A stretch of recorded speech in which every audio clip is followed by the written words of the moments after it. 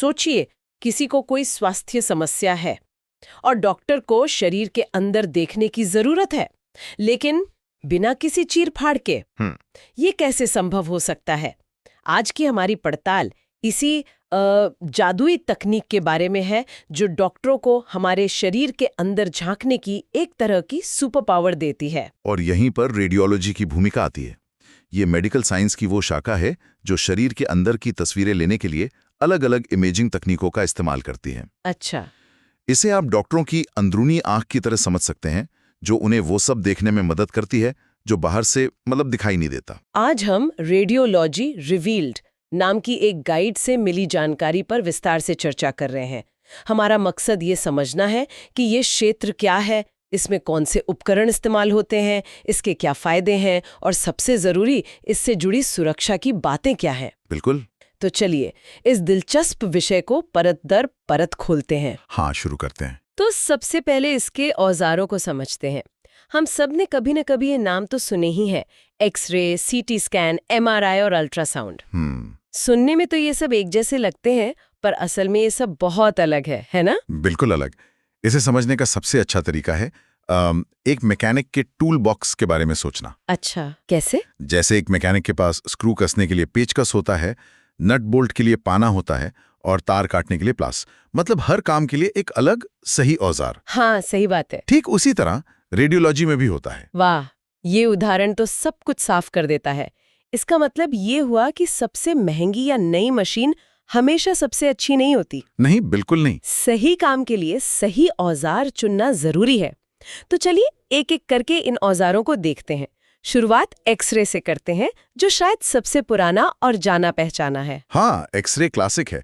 ये हड्डियों की समस्याओं जैसे फ्रैक्चर या जोड़ों के घिसने को देखने के लिए बेहतरीन है।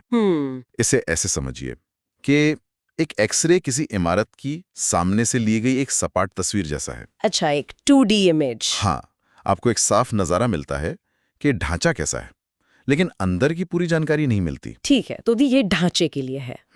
फिर सीटी स्कैन क्या करता है?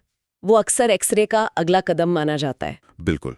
अगर एक्सरे इमारत की एक तस्वीर है, तो सीटी स्कैन उस इमारत के हर फ्लोर का ब्लूप्रिंट बनाने जैसा है। अरे वाह! ये दर्जनों, यहाँ तक कि सैकड़ों एक्सरे तस्वीरें अलग अलग एंगल से बहुत तेजी से लेता है और एक कंप्यूटर उन्हें जोड़कर एक 3D मॉडल बना देता है। मतलब पूरी की पूरी इमारत का एक 3D मॉडल। हाँ, इससे डॉक्टर शरीर के अंदर हर कोने को, अंगों को, रक्त वाहिकाओं को और ट्यूमर को बहुत विस्तार से देख सकते हैं। और ये बहुत तेज होता है, इसलिए इमरजेंसी स्थितियों में यह जीवन रक्षक साबित होता है। और एमआरआई? मैंने सुना है कि उसमें बहुत शोर होता है और वो काफी समय लेता है। वो इन सब से कैसे अलग है? हाँ, मरीज के अनुभव के लिहाज से एमआरआई थोड़ा अलग है। वो क्या है कि ये एक शक्तिशाली चुंबक और रेडियो तरंगों का इस्तेमाल करता है। अच्छा, इसमें रेडिएशन नहीं होता? नहीं, दिलचस्प बात यह है कि ये असल में हमारे शरीर के अंदर मौजूद पानी के अणुओं से उनसे बात करके तस्वीरें बनाता है। पानी के अणुओं से? जी, क्योंकि हमारे सॉफ्ट टिश्यूज जैसे कि मांसपेशियां, लिगामेंट्स, दिमाग और रीढ़ की हड्डी में बहुत पानी होता है। एमआरआई उनकी बेहद साफ और विस्तृत तस्वीरें बनाता है। अच्छा, तो अगर किसी खिलाड़ी को घुटने में लिगामेंट की चोट लगी है, तो डॉक्टर एक्सरे नहीं बल्कि एमआरआई करवाने को कहेंगे, क्योंकि एक्सरे में तो सिर्फ हड्डी दिखेगी, लिगामेंट नहीं। एकदम सही पकड़ा आपने। एक्सरे उस चोट को देख ही नहीं पाएगा। उस काम के लिए एमआरआई सही औजार है। और हाँ, इसमें समय लगता है और मशीन काफी शोर करती है, लेकिन जो जानकारी मिलती है वो बेजोड़ होती है। ठीक है। और फिर चौथा मुख्य औजार है अल्ट्रासाउंड। हाँ, अल्ट्रासाउंड तो गर्भावस्था से जुड़ा हुआ है। ज्यादातर लोग इसे वहीं से जानते हैं। सही कहा, और ये उसका एक बहुत महत्वपूर्ण उपयोग है। पर ये सिर्फ वहीं तक सीमित नहीं है। अल्ट्रासाउंड किसी भी तरह के रेडिएशन का इस्तेमाल नहीं करता। अच्छा, इसमें भी रेडिएशन नहीं है? जीरो। ये सिर्फ उच्च आवृत्ति वाली ध्वनि तरंगों का उपयोग करता है। ये तकनीक पनडुब्बियों द्वारा समुद्र में रास्ता खोजने के लिए इस्तेमाल होने वाले सोनार जैसी है। ओके। ये पेट के अंदर के अंगों जैसे लिवर, किडनी, पित्ताशय को देखने के लिए बहुत सुरक्षित और प्रभावी है। तो डॉक्टर मरीज की समस्या के आधार पर इन चारों में से सही उपकरण चुनते हैं। तो ये उपकरण हमें तस्वीरें देते हैं, लेकिन असली जादू तो इस बात में है कि डॉक्टर उन तस्वीरों से क्या समझते हैं, है ना? बिल्कुल। मुझे लगता है इसका सबसे बड़ा फायदा सही बीमारी का पता लगाना है।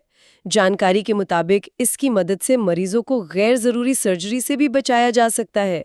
ये एक बहुत ही महत्वपूर्ण बात है। किसी भी इलाज में पहला और सबसे महत्वपूर्ण कदम बीमारी की सही पहचान है। सही। अगर डायग्नोसिस ही गलत हो तो पूरा इलाज गलत दिशा में चला जाएगा। रेडियोलॉजी डॉक्टरों को अनुमान लगाने के बजाय सबूतों के आधार पर फैसले लेने की ताकत देती है। ये अनिश्चितता को कम करती है। और उस गैर जरूरी सर्जरी वाली बात को थोड़ा और समझते हैं। ये सुनने में बहुत बड़ा दावा लगता है। ये असल में चिकित्सा के तरीके में क्रांति जैसा है। सोचिए, आज से 40-50 साल पहले अगर किसी को पेट में लगातार तेज दर्द हो रहा हो और बाहरी जांच से कुछ पता न चले तो डॉक्टर के पास क्या विकल्प था? ज्यादा कुछ नहीं शायद। अक्सर उन्हें एक खोजपूर्ण सर्जरी, मतलब एक्सप्लोरेटरी सर्जरी करनी पड़ती थी। मतलब मरीज को बेहोश करके पेट में चीरा लगाकर अंदर देखना कि समस्या क्या है। बिल्कुल। इसमें चीरफाड़ होती, हफ्तों का रिकवरी टाइम लगता, संक्रमण का खतरा होता और मरीज को काफी तकलीफ भी होती। अब उसी स्थिति की आज से तुलना कीजिए। आज वही मरीज इमरजेंसी रूम में आता है और 10 मिनट के सीटी स्कैन या अल्ट्रासाउंड से डॉक्टर तुरंत बता सकते हैं कि ये अपेंडिसाइटिस है या किडनी में पथरी है या आंतों में कोई रुकावट है। वाह, मतलब इलाज तुरंत, सटीक और टारगेटेड हो जाता है। एकदम। इससे तो मरीज न केवल सही इलाज जल्दी पाता है, बल्कि वो एक बड़ी और शायद अनावश्यक सर्जरी की शारीरिक और मानसिक पीड़ा से भी बच जाता है। आपने बिल्कुल सही कहा। इससे इलाज सिर्फ तकनीकी नहीं रह जाता, बल्कि ज्यादा इंसानी हो जाता है। यही बात है। मरीज को बेवजह की तकलीफ से बचाना भी तो इलाज का ही एक हिस्सा है। ये रेडियोलॉजी का एक छिपा हुआ पर बहुत शक्तिशाली फायदा है। जटिल बीमारियों की बात करें तो एक क्षेत्र जहां ये तकनीक लगभग भविष्य की किसी साइंस फिक्शन फिल्म जैसी लगती है, वो है कैंसर का पता लगाना। हाँ, उन्नत क्षेत्र है। और हाँ, इसमें बहुत ही कम मात्रा में एक रेडियो एक्टिव पदार्थ का इस्तेमाल होता है जिसे ट्रेसर कहते हैं। अच्छा। लेकिन इसका काम सामान्य स्कैन से बिल्कुल अलग है। सामान्य रेडियोलॉजी जैसे एक्सरे या सीटी स्कैन शरीर की संरचना, मतलब एनाटॉमी को देखती है, यानी कोई अंग कैसा दिख रहा है, उसका आकार क्या है। और न्यूक्लियर रेडियोलॉजी? न्यूक्लियर रेडियोलॉजी संरचना को नहीं, बल्कि शरीर के कार्य, मतलब फंक्शन को देखती है, खास तौर पर कोशिकाओं के स्तर पर। कोशिकाओं के स्तर पर? हाँ, सोचिए, ये सिर्फ एक तस्वीर नहीं है, ये शरीर की ऊर्जा का एक नक्शा है। कैंसर कोशिकाएं बहुत भूखी होती हैं। वे सामान्य कोशिकाओं से कई ज्यादा तेजी से बढ़ती हैं और बहुत ज्यादा ऊर्जा यानी शुगर खाती हैं। तो डॉक्टर इसका फायदा कैसे उठाते हैं? हम उन्हें एक रेडियो एक्टिव शुगर का छोटा सा डोज देते हैं।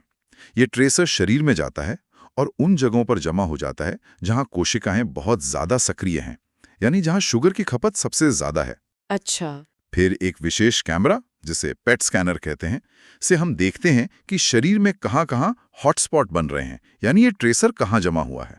वाह, तो ये टेक्निक हमें कैंसर को उसके काम करने के तरीके से पकड़ने की ताकत देती है, न कि सिर्फ उसके आकार से। बिल्कुल। इससे डॉक्टरों को न केवल ये पता चलता है कि ट्यूमर कहाँ है, बल्कि ये भी पता चलता है कि वो कितना सक्रिय है और क्या वो शरीर के दूसरे हिस्सों में फैल गया है। ये कैंसर के स्टेज का पता लगाने और सही इलाज की योजना बनाने में एक क्रांतिकारी कदम है। ये तकनीकें कमाल की हैं, लेकिन सच कहूं तो रेडियोलॉजी या न्यूक्लियर जैसे शब्द सुनकर मेरे मन में एक ही ख्याल आता है, रेडिएशन का खतरा। क्या ये डर जायज है?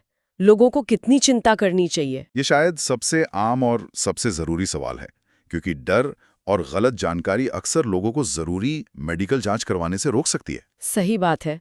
तो चलिए इसे साफ करते हैं। सबसे पहली और सबसे बड़ी बात, दो सबसे आम तकनीकें अल्ट्रासाउंड और एमआरआई में आयनाइजिंग रेडिएशन का खतरा 0 होता है। 0। 0?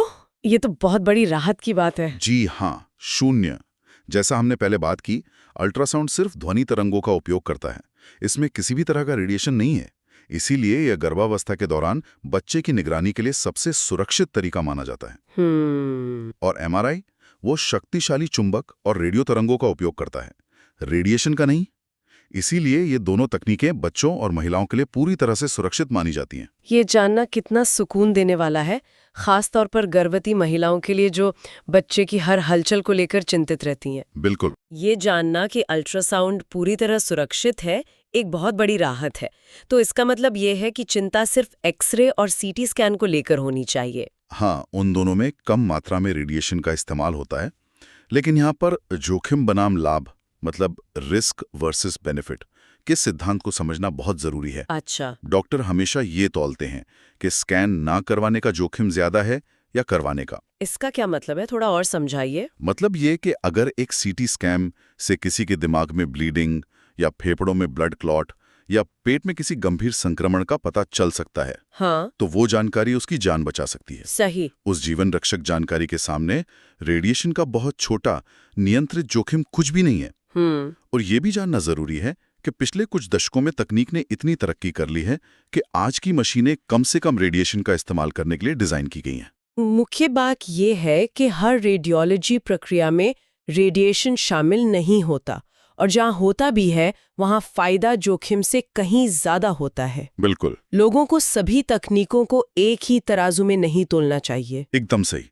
अपने डॉक्टर से इस बारे में बात करना और सवाल पूछना हमेशा अच्छा होता है, लेकिन इन तकनीकों से डरना नहीं चाहिए। ये आधुनिक चिकित्सा के सबसे शक्तिशाली उपकरणों में से हैं। तो अगर हम आज की पूरी चर्चा को समेटें तो हमारे पास अविश्वसनीय औजारों का एक पूरा टूल बॉक्स है जो डॉक्टरों को शरीर के अंदर देखने देता है, उन्हें जीवन रक्षक निदान करने में मदद करता है और कैंसर जैसी जटिल चीज का भी बहुत शुरुआती चरण में पता लगा सकता है। सही। और साथ ही हमने ये भी जाना कि सबसे ज्यादा इस्तेमाल होने वाले कुछ तरीके जैसे अल्ट्रासाउंड और एमआरआई रेडिएशन से पूरी तरह सुरक्षित है। संक्षेप में कहें तो रेडियोलॉजी आधुनिक निदान प्रणाली की रीढ़ है। ये एक पुल का काम करती है। एक तरफ मरीज के लक्षण हैं जो वो महसूस कर रहा है, और दूसरी तरफ डॉक्टर की पुष्टि की हुई समझ है कि शरीर के अंदर असल में क्या हो रहा है। ये शायद ऐसा हो को निश्चित रूप से ऐसा है में बदल देती है।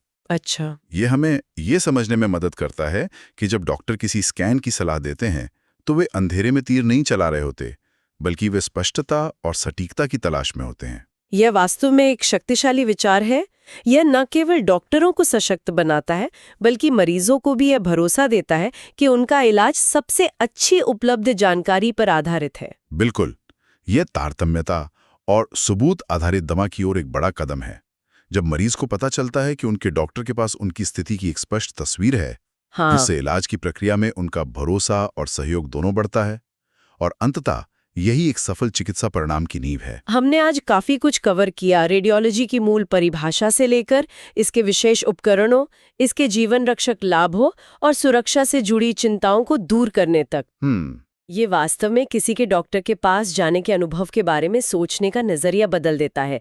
अगली बार जब कोई डॉक्टर एमआरआई या अल्ट्रासाउंड कराने के लिए कहेगा तो इसके पीछे की वजह और प्रक्रिया के बारे में एक बेहतर समझ होगी। और अंत में एक विचारणीय सवाल छोड़ जाते हैं। बताइए। आज की हमारी पूरी चर्चा इस बात पर केंद्रित थी कि रेडियोलॉजी डॉक्टरों को देखने में कैसे मदद करती है। ये डॉक्टरों का उपकरण है, लेकिन जैसे जैसे तकनीक और उन्नत हो रही है और जानकारी तक लोगों की पहुंच बढ़ रही है, एक विचार मन में आता है। क्या? भविष्य में क्या होगा जब मरीज खुद इन तस्वीरों को बेहतर ढंग से समझने लगेंगे? ये एक दिलचस्प सवाल है। मतलब मरीज खुद अपनी रिपोर्ट को समझे। सोचिए अगर भविष्य में आर्टिफिशियल इंटेलिजेंस की मदद से कोई ऐप हो जो किसी की एमआरआई रिपोर्ट को सरल भाषा में समझा सके या उन हिस्सों को हाईलाइट कर सके जहां समस्या है।